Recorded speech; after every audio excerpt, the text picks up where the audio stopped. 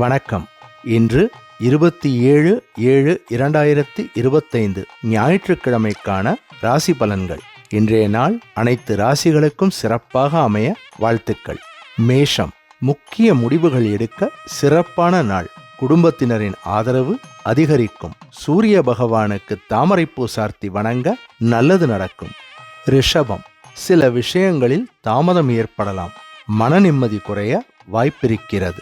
நண்பர்கள் வழியாக நன்மை உண்டாகும். சிவபெருமானுக்கு பாலபிஷேகம் செய்து வில்வ மாலை சார்த்தி வணங்குங்கள். மிதுனம், உங்களது சிறப்பான திட்டமிடலால் வெற்றி கிடைக்கும். புதிய வாய்ப்புகள் உருவாகும். விஷ்ணுவுக்கு துளசி மாலை சார்த்தி வணங்க வேண்டிய நாள். கடகம், குடும்பத்தில் பழைய விஷயங்களால் சிறு சலசலப்பு ஏற்படலாம். உடல் நலத்தில் கவனம் தேவை. சற்று பொறுமையாக இருக்க வேண்டிய நாள். சந்திர பகவானுக்கு அரளிப்பூ சார்த்தி வணங்குதல் நன்மை. சிம்மம், இன்றைய நாள் முழுவதும் உங்களது சக்தியும் ஆற்றலும் அதிகமாக இருக்கும். உங்களது பேச்சு திறமை மற்றவர்களை ஈர்க்கும். சூரிய பகவானுக்கு தாமரைப்பூ சார்த்தி வணங்குங்கள். கன்னி, திட்டமிட்டு செயல்பட வேண்டிய நாள். சிறு செலவுகள் அதிகரிக்க வாய்ப்பு. குடும்பத்தில் மகிழ்ச்சி அதிகரிக்கும். விஷ்ணு சகஸ்ரநாமம் பாராயணம் செய்தல் நன்மை.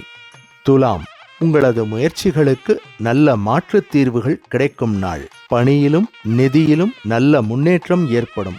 மகாலட்சுமிக்கு வெள்ளி விளக்கேற்றி வணங்குங்கள். விருச்சிகம், திடீர் சந்திப்புகள் உங்களை மகிழ்விக்கும். தொழிலில் சிறு திருத்தங்கள் செய்ய நேரிடும். சனி பகவானுக்கு எண்ணெய் விளக்கேற்றி வணங்குதல் நன்மை. தனுசு, புதிய வேலைவாய்ப்புகள் கிடைக்கும். உங்களது தைரியத்தால் மற்றவர்களுக்கு தன்னம்பிக்கை பெருகும். ஆஞ்சநேயருக்கு வடைமாலை சார்த்தி வணங்க வேண்டிய நாள். மகரம், நீங்கள் நினைத்த ஒரு காரியம் தாமதமாக முடியும். உறவுகளிடம் விவாதம் தவிர்க்க வேண்டிய நாள். சனி பகவானுக்கு எண்ணெய் விளக்கேற்றி வணங்க நல்லது நடக்கும். கும்பம், நீண்ட நாட்களாக இருந்த ஒரு நெருக்கடி இன்று குறையும். ஆன்மீக ஆர்வம் அதிகரிக்கும். துர்க்கை அம்மனை செம்பருத்தி பூ சார்த்தி வணங்குங்கள். மீனம், பணவரவு அதிகரிக்கும். வீடு மற்றும் குடும்பத்தில் நன்மை ஏற்படும். குரு பகவானுக்கு மஞ்சள் பூ சார்த்தி வணங்க நல்லது நடக்கும். இன்றைய நாள் உங்கள் அனைவருக்கும் அமைதியாகவும் முன்னேற்றமாகவும் இருக்க இறைவன் அருள் புரியட்டும். இந்த பதிவு உங்களுக்கு பிடித்திருந்தால் சப்ஸ்கிரைப் செய்து, லைக் செய்து, மற்றவர்களுக்கும் ஷேர் செய்யவும். உங்களது எண்ணங்களை அவசியம் கமெண்டில் பதிவிடவும். மீண்டும் நாளை சந்திப்போம். நன்றி, வணக்கம்.